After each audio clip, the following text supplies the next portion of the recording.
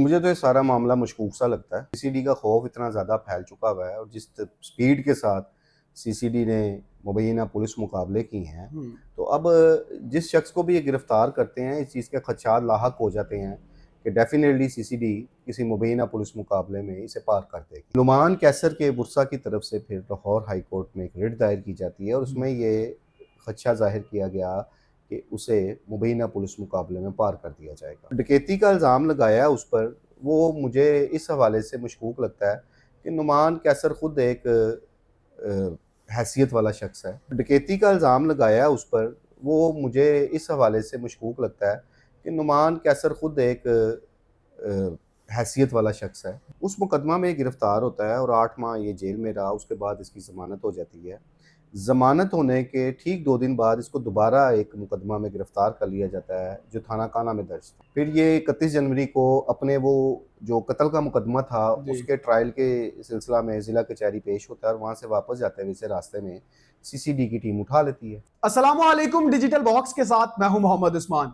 नाजरीन, आए दिन सीसीडी पर कई इल्जामात लगते नजर आ रहे हैं। अब एक केस जिसमें हाई कोर्ट जो है वो शामिल है और नुमान कैसर जो शख्स है जिसे गिरफ्तार किया गया, जिसके वकील का ये कहना है कि इनको रिहा किया गया, जमानत दी गई अदालत की जानिब से, लेकिन 2 दिन बाद ही इनको दोबारा गिरफ्तार कर लिया गया। जज साहब ने भी कुछ कहा और इसके असल हकायक क्या हैं, असल हकीकत क्या है, इस सब पर बात करने के लिए मेरे साथ मौजूद हैं senior crime analyst Khurram Pasha साहब। इनसे जानते हैं। सर अस्सलाम वालेकुम। जी वालेकुम सलाम।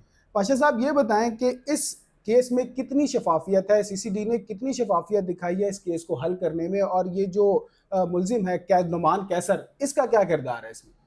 मुझे तो ये सारा मामला मशकूक सा लगता है और चूँकि सीसीडी का खौफ इतना ज़्यादा फैल चुका हुआ है और जिस स्पीड के साथ सीसीडी ने मुबैना पुलिस मुकाबले की हैं, तो अब जिस शख्स को भी ये गिरफ़्तार करते हैं, इस चीज़ के खदशात लाहक हो जाते हैं कि डेफिनेटली सीसीडी किसी मुबैना पुलिस मुकाबले में इसे पार कर देगी।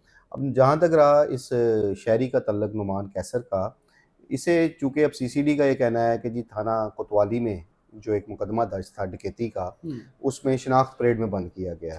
तो वो जो डकैती का इल्ज़ाम लगाया उस पर, वो मुझे इस हवाले से मशकूक लगता है कि नुमान कैसर ख़ुद एक हैसियत वाला शख्स है और चूँकि उसका जो एक मैच आप कह लें जो पड़ा हुआ है, जो एक कानूनी जंग चल रही है, इसके ख़िलाफ़ एक थाना नसीराबाद में कत्ल का मुकदमा दर्ज हुआ जिसमें दफ़ा 109 में इसे रखा गया था। उस मुकदमा में गिरफ़्तार होता है और 8 माह ये जेल में रहा। उसके बाद इसकी ज़मानत हो जाती है। ज़मानत होने के ठीक 2 दिन बाद इसको दोबारा एक मुकदमा में गिरफ़्तार कर लिया जाता है जो थाना काना में दर्ज था। वो मुकदमा भी टेलीग्राफ एक्ट के तहत दर्ज किया गया था। उस मुकदमा में भी इसकी ज़मानत हो जाती है। फिर ये 31 जनवरी को अपने वो जो कत्ल का मुकदमा था उसके ट्रायल के सिलसिला में ज़िला कचहरी पेश होता है और वहाँ से वापस जाते हुए इसे रास्ते में सीसीडी की टीम उठा लेती है। ठीक है। नुमान कैसर के बुरसा की तरफ से फिर लाहौर हाई कोर्ट में एक रिट दायर की जाती है और उसमें ये खदशा ज़ाहिर किया गया कि उसे मुबैना पुलिस मुकाबले में पार कर दिया जाएगा। ठीक है। उस रिट की रोशनी में अदालत जो है additional IG CCD Suhail Zafar Chatta को भी बुला लेती हैं, उनसे भी उनका मौक़िफ़ मालूम करती है।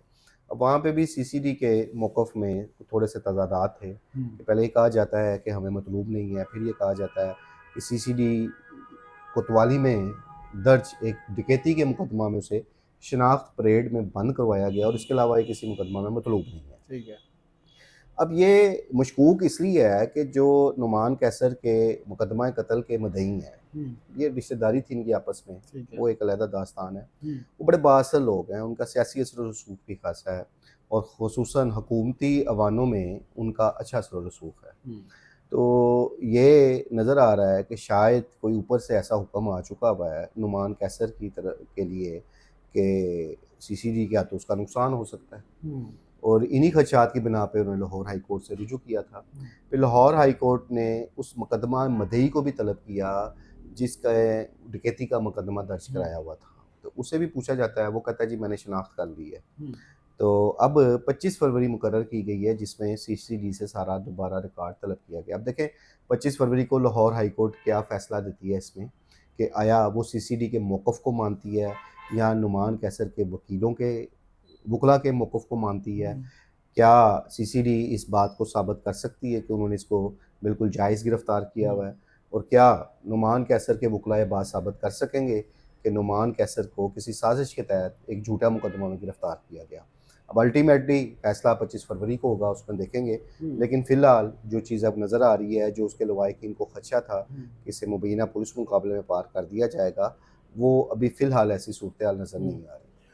पाशा साहब, जस्टिस शेख तनवीर अहमद जो हैं, वो उनका ये कहना था कि मैं भी देखना चाहता हूं कि सीसीडी जो है वो किस तरह काम कर रही है इस केस पर, क्योंकि हालिया दिनों में ऐसे कई इल्जाम सीसीडी पर लगे हैं जिस तरह के कहा जा रहा था कि साथी छुड़ाने आए हैं और मुलजिम जो है अपनी ही साथियों की फायरिंग से हलाक हो गया। ये केसेस भी चल रहे हैं, तो अब क्या फिर से कोई ऐसा खदशा होने वाला है कि उसको नुमान कैसर को भी साथी छुड़ाने आएंगे और एक और केस जो है वो सीसीडी पर दर्ज हो उसमें एक चीज़ वाज़ेह है कि उन्होंने भी यही कहा ना कि इसे मुबैना पुलिस मुकाबले में पार कर दिया जाएगा, क्योंकि सीसीडी का ट्रैक रिकॉर्ड ही ऐसा बन गया है। जिस तेज़ी के साथ उन्होंने मुबैना पुलिस मुकाबला करके, और आपको पता है 1500 से 2000 के दरमियान अफराद को वो उनके अंजाम तक पहुँचा चुके हैं। तो सीसीडी तो आम आदमी भी किसी को गिरफ्तार करे तो ये खतरात पैदा हो जाते हैं कि अब इसको मुकाबले में पार कर दिया जाएगा। जहाँ तक रही बात अब नुमान कैसर के मामले की, अब चूँकि हाई कोर्ट ने इसका नोटिस ले लिया हुआ है, हाई कोर्ट के इल्म में ये बात आ गई हुई है, तो अब सीसीडी ऐसा कोई भी एक्ट करने से पहले सोचेगी ज़रूर, क्योंकि ये मामला अब हाईलाइट हो गया हुआ है।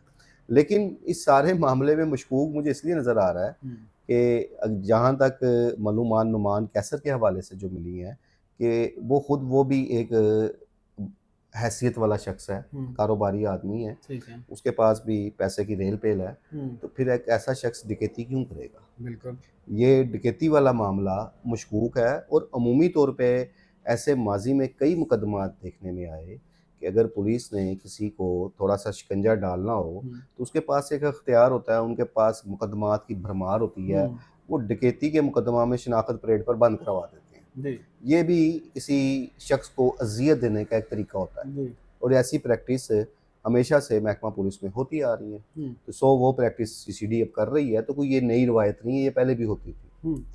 पाशा साहब, एक तरफ सीसीडी कहती है कि नुमान कैसर हमें मतलूब नहीं है, दूसरी तरफ कहा जाता है कि वो थाना कोतवाली में बंद है, तो आप क्या समझते हैं कि क्या ये जितने भी केसेस, इस तरह के केसेस बनाए जाते हैं, वो सिर्फ झूठ की बुनियाद पर बनाए जाते हैं? डेफिनेटली इस तरह के झूठे मुकदमात का सिलसिला तो आपको पता है एक अरसा से जारी है, और सीसीडी का जो खौफ है, नो डाउट सीसीडी के जो एक अग्रेसिव एक्शन था उससे जुराइम की शरह काफ़ी हद तक नीचे है। जी, ठीक है, बड़े बड़े जुराइम पेशा लोगों का सर कुचला उन्होंने जी।